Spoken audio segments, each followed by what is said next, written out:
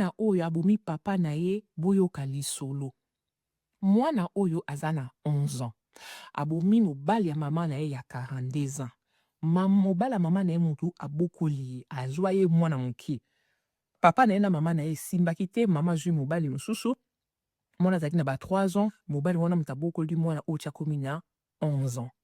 Mwana oyo alingi makambo ya baje litendo, baje play, baje nini. Azalaka soki abandi kobeta baje wana, abosanaka na ngonga classe, abosanaka na biloko ya kolia. Et tant que parent, okoki kotika mwana na yo te tout le temps na ba écran na bécran, papa oyo azalaka contre mwana na ye. Alobaka okoki kopase temps na yo mobimba te na kobetaka kaka baje. Il y a un temps pour tout. Temps ya kobeta je, temps ya kotanga, temps ya kolala. Mwana wana asepelaka te, abudaka na motema, amonaka yango mabe makasi. Jour moko eleki kaka boye, mwana bandi kosaka na litendo bazalaki na fête anniversaire. Batiki ya sepela parce que ezaki anniversaire. Eleki il faut lala. Papa ebisi eleki il faut lala, faut qu'il na chambre. Mwana azwi litendo na ye litendo swish, amemi yango na kati ya chambre. Abandi ko beta kiki na suki lelo na ngo lira beta kiki. Papa ya fongola bi yo zaka na litendo swish, abotoli litendo swish ake na ngo la chambre. La chambre la bango. Mwana tika na chambre na ye. Mwana wana a réfléchi. Sata koteli na moto.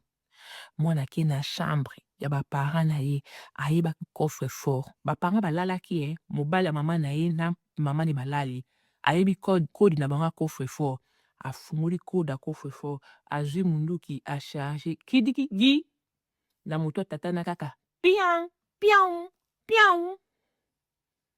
Papa cadavre si parce que maman lamuki bu mobali da cadavre. Ndi bu moni mwana na ba kutikisi ye ba menotte.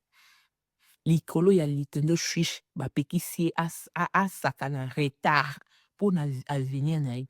Bandeko, kolisa mwana wana nzela ya Seigneur. Kolisa mwana wana nzela ya prière. Lakisa mbana oyi ndele bele bandimela nzambe te. Lakisa mwana wana nzela ya prière. Même si alingi a se dérouter.